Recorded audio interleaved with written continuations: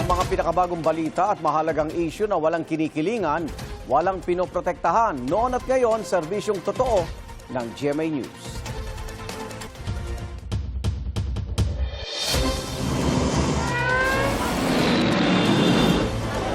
Sa process. Sa kayo po ay pinsala. Ito na ang mga unang balita. Ramdam ngayong umaga yung mas paghihigpit sa seguridad sa Batasan Hills National High School dito sa Quezon City.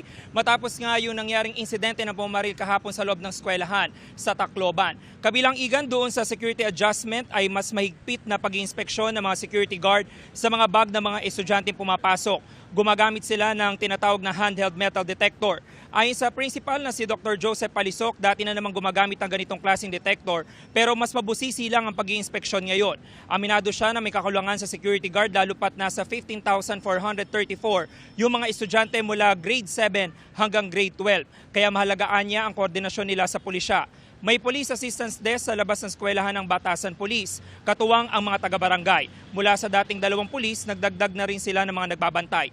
Patuloy din daw ang pakipagtulungan nila sa pamunuan ng eskwelahan para masiguro ang seguridad at para na rin sa pagsasagawa ng mga lectures kaugnay sa anti-bullying at iba pang krimen. Samantala, ito yung sitwasyon dito sa labas ng Batasan Hills National High School. Mas nadagdag na po sila ng mga pulis kanina. Maraming mga estudyante na nakapila dito dahil nga po mas hinigpitan yung pagbusisid at pag-iinspeksyon dun sa mga bag ng mga estudyante. Pero dahil ngayon nagsimula na po yung klase, ay nasa loob na ngayon yung mga estudyante. Ayon dun sa principal, ay ganito na yung pinapatupad nilang seguridad, mas hinigpitan lang simula ngayong araw. Yung manilitas mula po dito sa Quezon City, James Agustin, GMA News.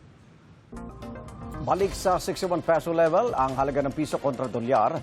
Nagsarang palitan kahapon sa 61 pesos and 12 centavos kada dolyar. Mas mahina kumpara sa 60 pesos and 78 centavos na palitan noong June 19. Huling pumalo ang ating pera sa 61 peso level kada 1 US dollar noong June 11. Ayon sa ekonomistang si Michael Ricafort, isa sa mga naka-apekto riyan ang desisyon ng US Federal Reserve na huwag magbaba ng interest rates.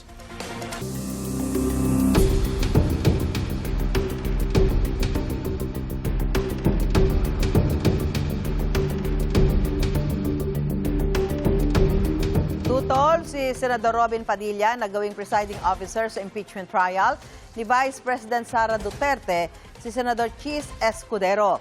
Sabi ni Padilla, dapat harangin niya ng minority bloc dahil nakasaad daw sa konstitusyon na Senate President dapat ang mag-preside sa paglilitis. Hindi pa naman daw nila ito napapag-usapan ng mga kapwa niya senador sa minorya. Kailangan namin i-oppose yun. Bilang kami ay minorya.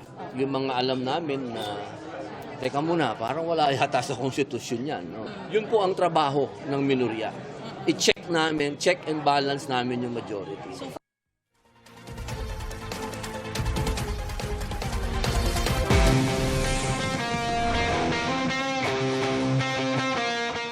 Balik sa top 30 si Pinay tennis star Alex Ayala sa rankings ng Women's Tennis Association. Kasunod po yan ng kanyang paglaban sa Berlin Tennis Open kung saan 2 sa top 10 players ang kanyang tinalo. Si world number 2 Yelena Rybakina ang kanyang tinalo sa round of 16. Habang nanalo naman siya sa quarterfinals laban kay world number 8 Elina Svitolina. Natapos po ang journey ni Ayala sa semifinals nang matalo siya kay Linda Noskova. Gayunman, 5 ranking spots ang itinaas niya. Kahapon, lumaban po si Ayala sa Van Homburg Open pero nabigo sa round of 32. Gumawa pa rin siya ng kasaysayan na si Ayala matapos mabigyan ng seeding sa Wimbledon Championships. Kauna-unahan yan para sa isang Pilipino na magkaroon ng seeding sa isang Grand Slam tournament sa tennis.